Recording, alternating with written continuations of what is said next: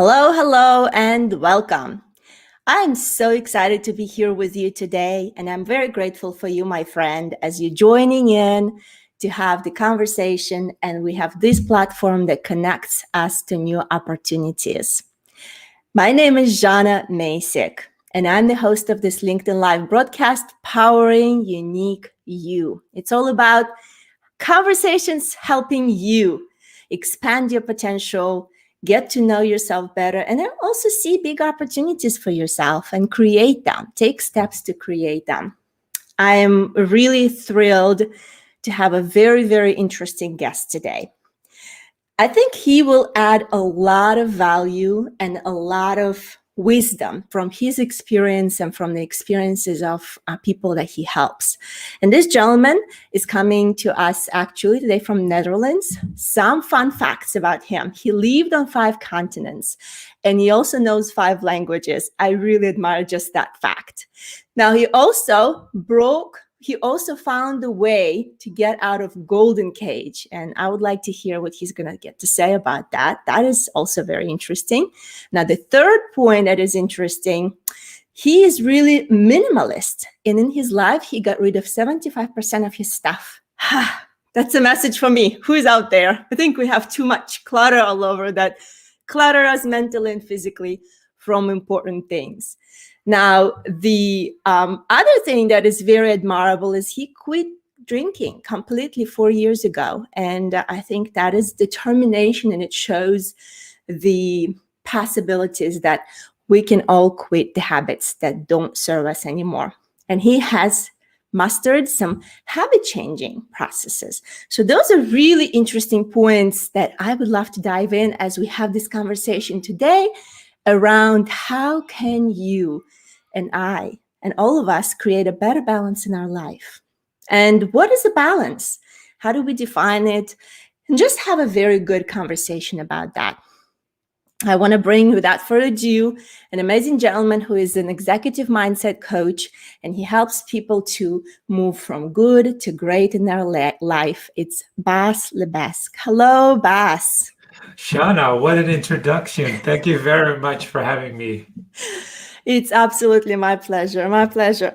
And I feel that you have so many things that are fascinating. And I would love for you to maybe give us a short story that, looking back at your life, you feel that experience really made a deep impact in who you are today and the way you serve people.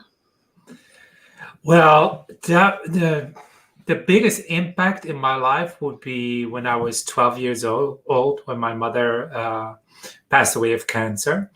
And then my life was basically turned upside down. And I started asking questions like, why is this happening? Why is this happening at all? Why is this happening to me? Am I being punished? What is a fulfilled life? Also questioning, like, I found that out later in life. When I was 10, 12 years old, when my mother was sick, I had conversations about her illness, but never so much about what it would mean to die at 38, and what you'll have to expect and what you have to let go of, and what you and how that is.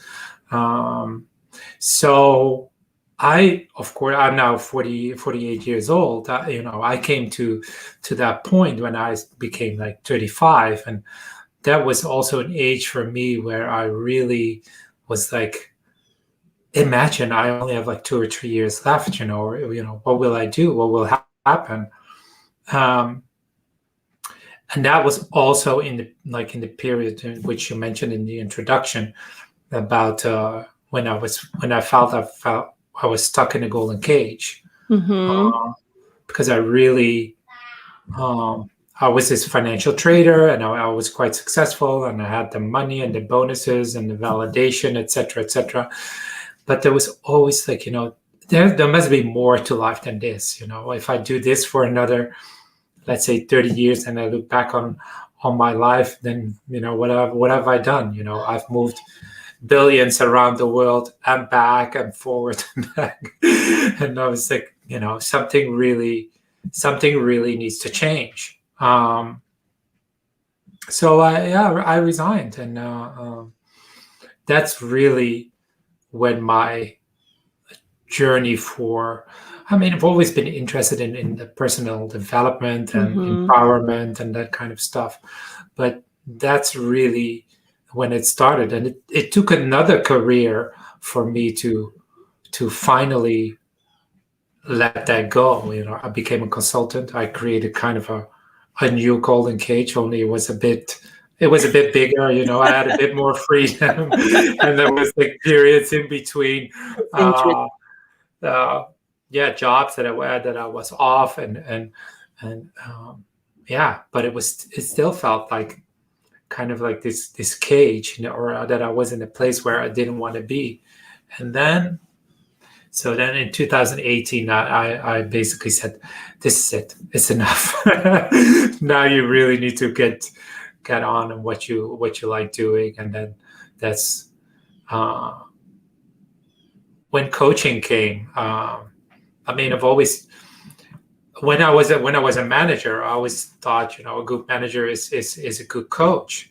But back then I didn't have the experience to be that coach to the people that I was managing. Yeah. And I just didn't have the life experience. So I also felt I wasn't a good manager. So I kind of let that go early on in my career, that idea that I needed to be this big manager. But so that's quite an experience, Bas. Thank you so much for sharing vulnerably, about your mom. I think this is really, it's really heavy. I've lost my father when I was a baby. And, although throughout the years growing, I had felt the lack, and I was looking for some fatherly support. And my mom did her best as she could to be, the best parent she can be. But I cannot imagine at 12, my oldest is 13, and, losing a parent, it must have affected you on such a profound way. And as you shared, even considering at 35 that, if you repeat the history and something happens, you only have a couple of years to go to leave. And what would you do with your life on this earth? I think it's a sobering thought. And I believe sometimes we live our life a little bit loosely, thinking somewhat of it behind our minds that we have years and years to come, right? And in fact, nothing is promised. Today is the blessing we have, and tomorrow is not promised to anybody. So I really appreciate you giving that sense of reevaluation for us to think about our own lives. And I know as you're joining in, please feel free to ask questions from Bas. I think it's really sobering and important to also, I like to reflect on your story, realization that sometimes you can be successful outwardly, but it becomes a cage. And internally, you're somewhat of in a prison because you're doing things. You seem to be making money. You seem to be, effective and growing professionally. But internally, you have the void that you're looking to really fill up, fulfill. And I think that throughout the journey, I would love to hear how did you define, and we're talking about balance in life today, and what was that maybe steps? Was it 2 or 3 or some other steps that has led you to define what balance means to you? Oh, I would say that's a continuous process, and that is still going on. Balance is something it's always there, and it's never there, basically, because the moment it's created, it's pushed into another direction, and then it pushes back, and and this just keeps moving and moving and moving. And so what is like personal balance for me is really there was a time, you mentioned stopping drinking, but there was a time I was smoking 2 packs of cigarette a day. This was I think in 1996 when I was working in the hotel in Shanghai, and of course, I mean that's insane. It's like if I had continued that, I don't. I wonder if I'd still be sitting here. Who can smoke 50 cigarettes a day for life. It's the so that was something that was completely out of balance, and that really I really needed to fix that very quickly or very early in life. And that was I'm very happy I did that. Now when I look at balance today, it's way more about having that, like, taking care of my mental fitness, taking care of my physical fitness, taking care of my nutrition, um, and and applying that in the work that I do, with my clients, in my relationships, um, and try to be, yeah, a balanced person. And um, of course, Corona hit, and that made it also very, it was a good test for me. It's like, I should have figured this out already, but, it pushes me in directions where I'm like, oh, okay, or you watch something on the news and all of a sudden you're like, you're in your head, and like last weekend they said that the lockdown here is going to last for another 10 weeks, and I was like, oh no, this can't be happening. This is no, not another 10 weeks. Then we're like almost like mid into summer. It's like, but then you'd be like, okay, what's today, what's happening today, what can I do, what can I do today? I can't it's not summer today, so I can't change the weather now, so I'll do with the weather, and I can, I'll try to make fun in the things that I can do. Yes, what I hear you saying is really balance is a very fluid definition in a way. And I would love to invite our viewers. Thank you for joining in today. Maybe define what balance means to you. Maybe take a piece of paper if you'd like to share with us in the comments. It would be fantastic. And I love, Bas, that you've touched that there are different layers, right? Our life is not linear. It's not just one thing.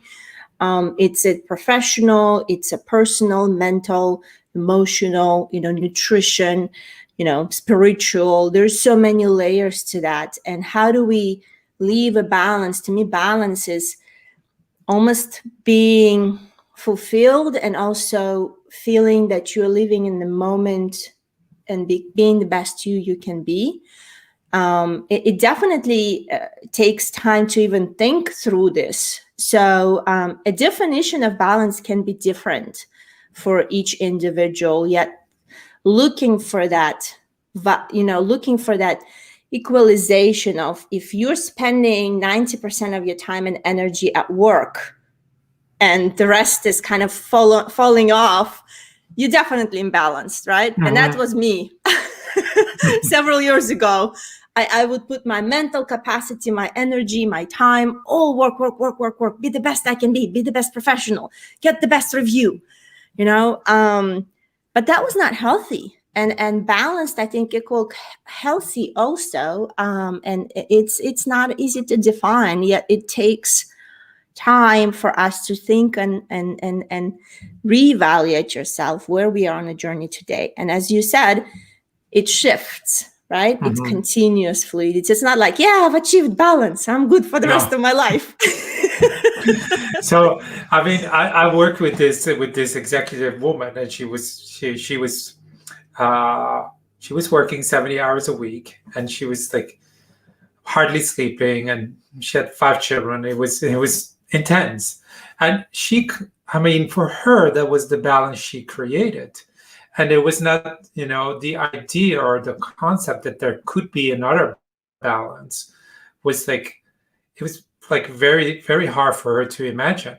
So once we started working, it's like, how can you go from a 70-hour work week to a 45-hour work week and be as efficient and as result driven as you were at 70 hours. And it is possible. I've done it with her, I've done it with other people. And then, you see that so many other things start to balance out as well. I mean, family life start to balance out because you you show up in a different energy in your family, and your children respond uh, to you in it with a different energy. The what happened in this case, she started sleeping properly from Mm-hmm. 5 hours to 7 hours a week, and her kids started to mirror that. They started to sleep better as well, not waking her up at night anymore. And so, yeah, that's your balance, but the children, they'll have a better balance as well. And Yes. she balanced her team, and she balanced her calendar. And I mean, she's in a much happier place than she was before we started, because she started, like, for sleep was for her very important when we started. Now Yeah. it's not that important anymore. Now she's working on other things that will create balance for her. I'm This sorry. is this is great story, and this is a beautiful illustration how sometimes we can be imbalanced, yet we internalize that imbalance so much that for us it seemed to be normal, right? And this is a beautiful illustration that you've given with the lady, that she felt it was normal to work this extraordinary amount of time and deprive yourself from sleep. And I love that the work you're doing and how you're helping people to really define and break free from that imbalance that we create ourselves. And I feel, yes, there are a set of outward conditions, yet there is so much to that internally. I feel we create and pose on ourselves these high expectations of our own sometimes, or maybe some other people's expectations on us, that pull us in a direction that we are then living in that imbalance. And maybe what tactical advice you give, what kind of steps can people can take, as you reflect on, you worked with this lady, what steps helped her be liberated and really gain a realization that she needs to change things internally first? Well, I mean, she of course she felt that she was, how do I say that, that she felt like something really needed to happen. And I always try to look for what's easiest to change and what will create the most effect. And the moment you start to sleep, um, you have the energy, and you can create a new mindset to create something new. If you want to try that from that, let's say, that old place where you're still working 70 hours a week, it's going to be very difficult to change it. And it's like, I've worked with people as well. The moment they started to create balance in their life, balance in their body started to appear. They Mm. started to lose weight without being on a diet.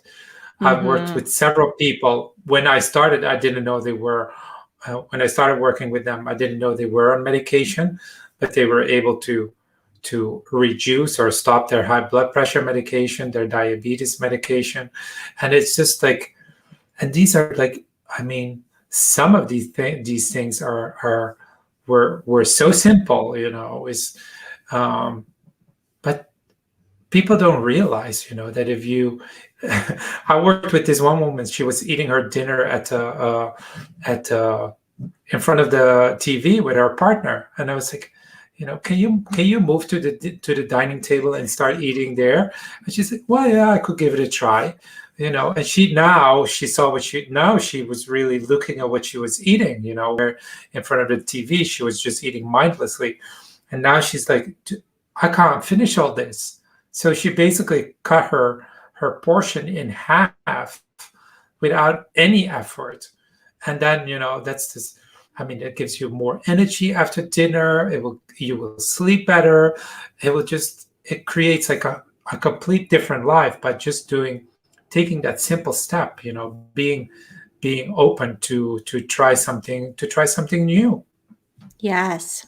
And to me it sounds like, sometimes we are so preoccupied with the ways we live and function that it becomes autopilot. And when that autopilot is imbalanced, it's going to lead to a crash eventually, right? Like even you said, having the habits that don't serve you, but sometimes they're so on autopilot, then you just brush them off and you don't realize that they affect your longevity, they affect your performance, they affect your health. And it is just gaining more self-awareness and reflection to help you really move forward. Are you back? Yes. Yes, sorry, I missed all you said. No, that's all right. I was talking that you really need to get self-awareness to move forward, and self-awareness to realize that you've been trapped in the autopilot.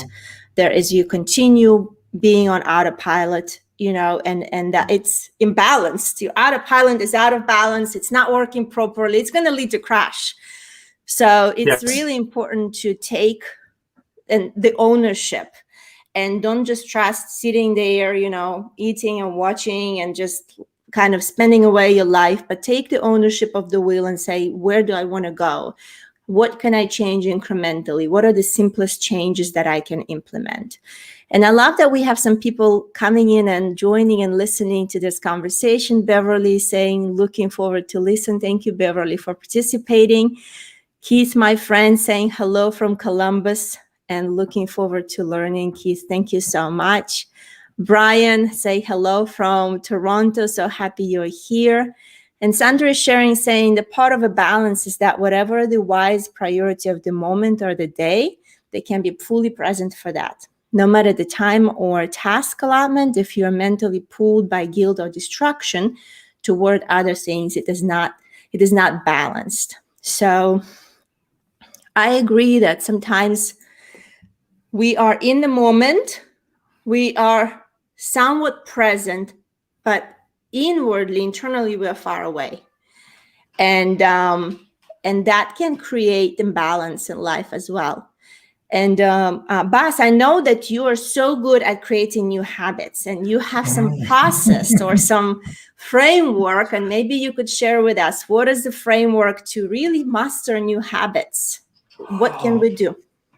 Well, the way it works for me, it is really, I come to a point where I'm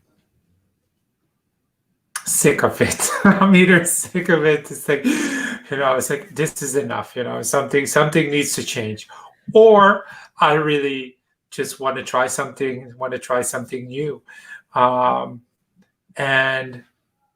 like last year, I went on a vacation trip with my family.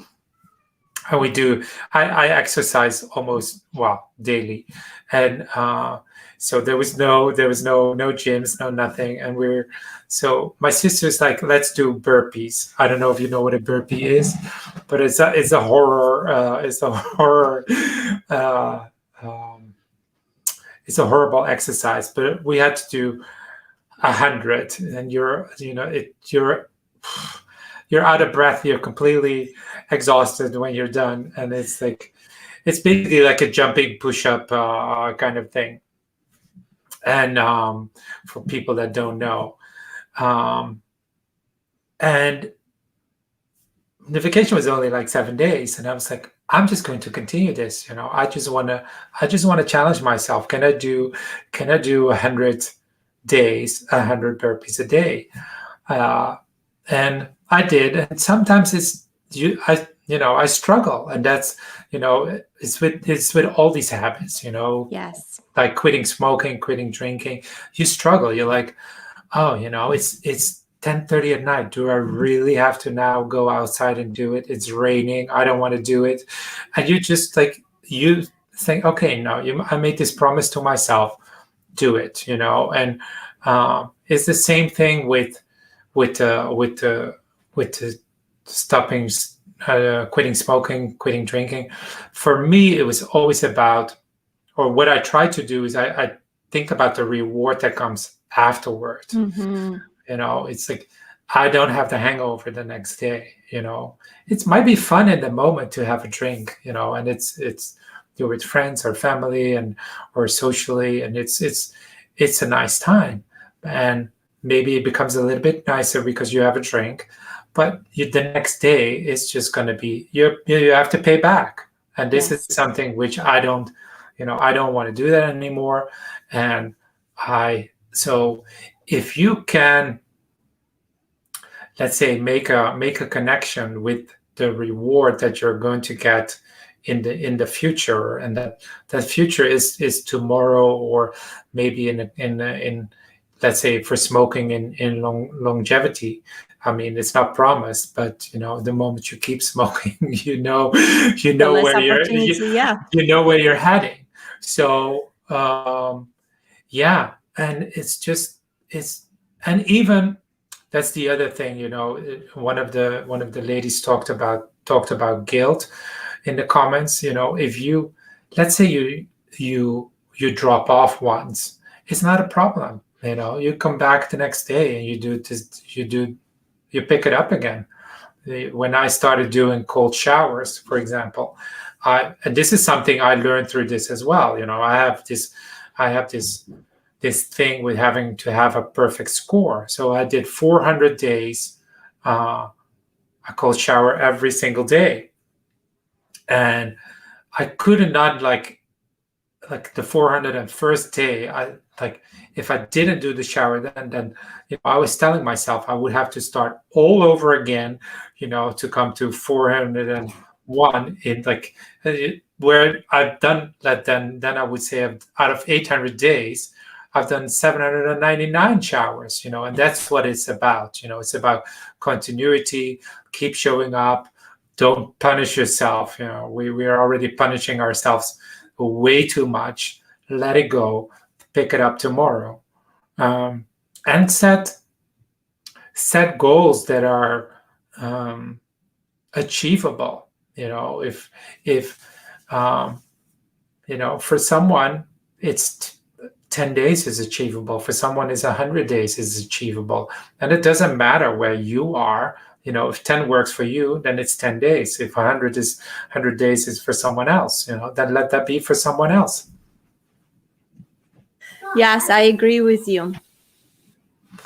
So yeah, that's what that's also what I do. I had a client, he wanted to run 4 times a week, but he was always running only just 2.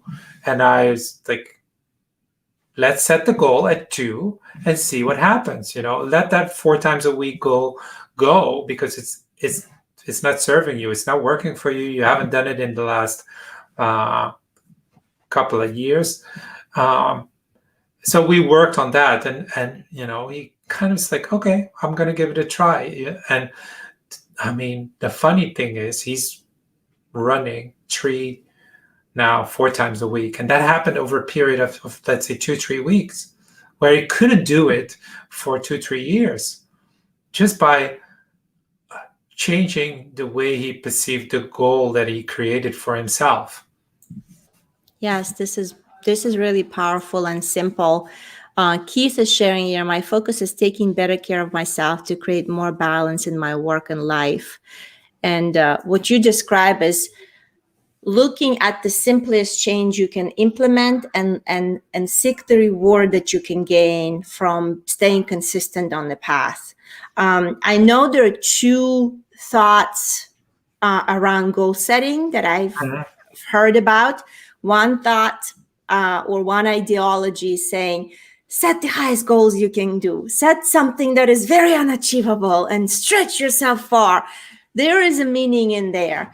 And there is a meaning in there. And all right, I have my little one interruption here. But there's another one is similar to yours, to say, set the goals that are achievable, that you can know you can follow through, and be consistent and see the reward to that. And I feel that there is somewhat of a value in both, but I agree with yours. that you really have to focus on what you want to get, and thrive for the excellence with that. And Bas, I would love for you to share, how do you create your vision? Maybe some of the tips for you. Oh God, that's a that's a good question. My vision is something. It's not too far in the future. It's let's say 2-3 years into the future, and I try to work it back basically to today. And that's a lot. That's a kind of way that I work with my clients as well. It's like, okay, we usually I work with them on a 3 months period, and we'll talk about maybe a vision for the year. But it's really about, where do you want to be, where do you want to go, and what do you want to achieve, and how, and that what can I do about that today, and not like I can't create that vision today. It's impossible. I need 900 days to do that, or to arrive there. And maybe I'll do it in 2 years. That's possible, but I can definitely not create that today. So it's really about making that step today, showing up today, doing sometimes things that I don't want to do or that make me uncomfortable. And then, if I know that I'm willing to do these things or to try these things, I will be moving closer to my goals that I've set, and then they should realize my vision. And that's COVID is kind of holding back what I had for a vision for me now, because I really wanted to start to work location independently, and to travel, and to live in a place for like 3 months or whatever. And that's something that's not happening right now, but that's hopefully that's gonna be able soon. And then yeah. Yes, I see that you're saying sometimes if we put our vision, or what we want to see, too far away from ourselves, then maybe we become reluctant of taking necessary steps toward achieving that. And there is wisdom in taking small steps at a time, and focusing, okay, if there is a ladder, and we know success and the vision and our mission, sometimes we want to see it progressing like this, but most of the times it goes like that. Yeah. Right? And up and down. Like I say, you drop it off, you pick it up, you go. And it's really focusing on what my next step is. How can I show up? How can I be the best I can be today, to my best capacity? Again, thinking about how can I be more balanced? And I think the more balanced we are, the more grounded we are, the more steady foundation we have to actually take that step one at a time. And as we practice doing that, it becomes easier, and it ties into the habits, which I know you've shared, is really setting the habits that are easiest to change. And again, reflecting on your self-awareness and measuring yourself as you go. And that is really, I feel, is something that can be implemented by anybody. Like all of us can take those steps toward setting ourselves in that direction of taking action.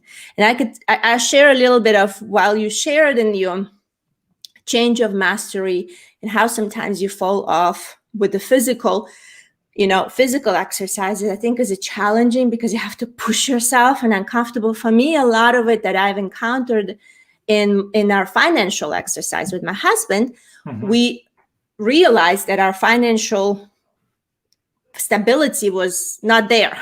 We were not financially balanced. We were deep in debt. Our spending was crazy. My spending was crazy mainly.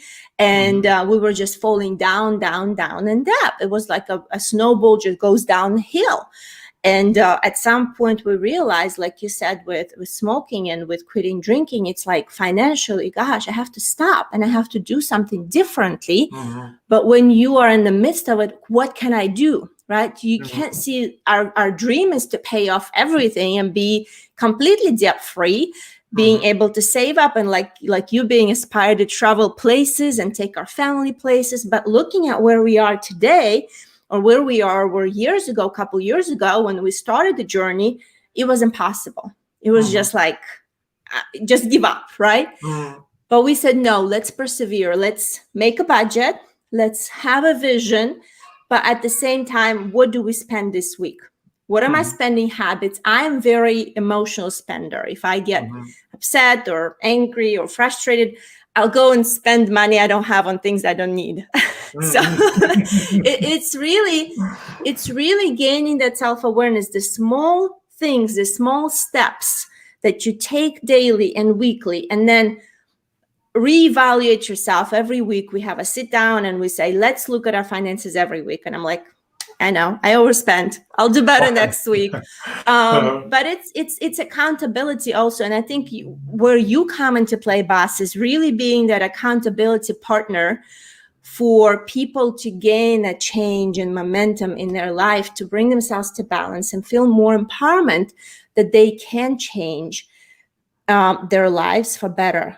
And not just for better, but become great at what they do. And I would love for you to share some of the things that you're doing, or maybe someone who's interested to connect with you. How can they find you, and how can you help people? Yeah, so I just wanted to add to that as well. Before I do that, it really starts with, the belief that it's possible. Yes. And what you say about your finances, it's like, well, of course, that's not going to happen overnight. But if you believe that you can do it, and that's where it needs to start. Yes. If you don't believe you can't do it, it's never going to happen. And now you went into this other direction, and you might have said, okay, it will take me 10 years to pay off the mortgage and everything, or whatever and whatnot. And you might do it even faster, because the moment you start acting into that direction, things become a lot easier than most of the time you anticipated. So I wanted to share that. People can reach me at baslebesque.com. They can also reach me at LinkedIn. I usually work with people in a 3-month program. If you want to connect, the first session is always on me, and I'll help you break through whatever you're dealing with. That is great. So yes, definitely connect with Bas on LinkedIn. Follow him, follow his work. Bas, thank you so much for coming and sharing your wisdom with us. Really insightful conversation. I agree. Belief is so important. You got to believe, and you got to know there's a reward on the other side, right? Is like, you got to almost envision it, visualize it, and see, today I have to make some sacrifices. Today I have to, don't spend on things you really don't need. You got what you need. And I love that your journey of minimalist is inspirational to me, because you get rid of outward stuff that really doesn't matter. And it's focusing, I feel, on internal liberation from things that may hold you back outward. And before I finish, I would love for you to give maybe a little bit of a testimony, or a little bit of a sharing. How did it help you to become minimalist, to get rid of things you don't really need? Oh, I came to a point where I had to. First, when I was doing consultancy work, I was working in different cities, in Paris and Luxembourg and Brussels, and I was basically living out of 2 suitcases. And so then I came back to my apartment, which I was at the time going to rent out, and I had all that stuff there. And I was like, I haven't really seen all this stuff for years, or I haven't really used it, and I had to empty it. And I was thinking about renting some storage space, and I'm like, am I really going to spend all this money on storage for stuff that I haven't used for years? And I was like, no, that's not what I want. And I was like, okay, then there was only one solution. And I think I watched the minimalism documentary on Netflix at the time, and I was like, just let's get rid of it, see what happens. And I got rid of it. And the funny thing is, there's a couple of funny things. I do not regret a single item that I threw away, gave away, or recycled or whatever. Not a single item. Um, I cannot remember. Of course, I cannot remember what I all threw away. But I mean, if I come up, if I would make a list, I really have to sit down if I can name more than 10 items. It's and I right now I still think I have too much stuff. I have a bit of a shoe fetish or a sneaker fetish. So I mean, I do have too much sneakers, but I'm at the point where now it's like, yeah, I mean, these are all really, really nice and good shoes. Yes. I mean, of course, I could, give them to someone else, but that's, it's, and the misconception about minimalism is um, that you can't have nice things, or expensive things. It's rather just have, you don't need 10 watches, Yes. one is enough. I mean, Yes. the question is, do you need a watch? I mean, I'm carrying my phone all the time. So Yeah. I've never really had a watch in my life, but so in a sense, you don't need a watch. But I mean, if you then, yeah, it's like these kind of things. And, if you look at, how many scissors do you have in the house?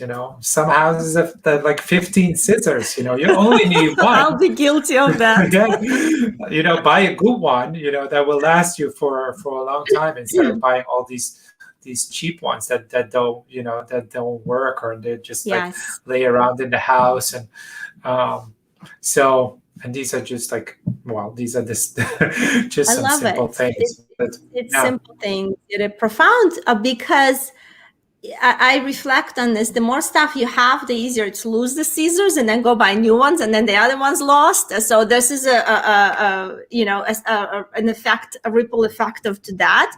And then I think the larger family, like mine, is a little bit more difficult to organize, yet it is not impossible.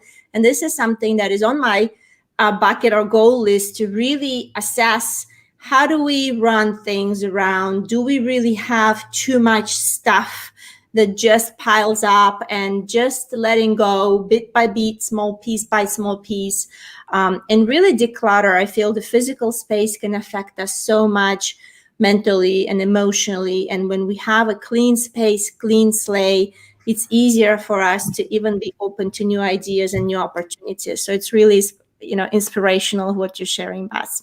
Yeah. If it collects dust, it's time to let it go. That's so true. Well, thank you so much for coming in today. Really, really enjoyed our conversation, Bas. We had good collaboration from the viewers. Thank you so much for participating today, my friends. It's always great to have this insightful discussions on Monday morning and start our week strong. Thank you, Bas. Thank you, Shanna. Wow, this is really good. And I hope that this has added value to you, my friends. It's not about big, huge change. It's about small incremental changes, something that is helpful to you to move yourself toward the direction of balance. Physically is so important, emotionally, mentally. Right now, I feel we're so much in this fear and constrained outwardly, that gaining the self-awareness and prioritizing where our focus goes, where our energy goes, can help us to move ourselves into the direction we want. And maybe it doesn't happen overnight, and most likely it doesn't happen overnight. It takes time and perseverance. So I want to encourage you, don't give up on yourself. Don't give up on your dreams. Don't give up on your goals. Keep persevering, taking one step at a time. The step you can take today to move yourself forward. It's been a pleasure to be here with you today, and I look forward to our next conversation. Until then, keep powering unique you, my friend.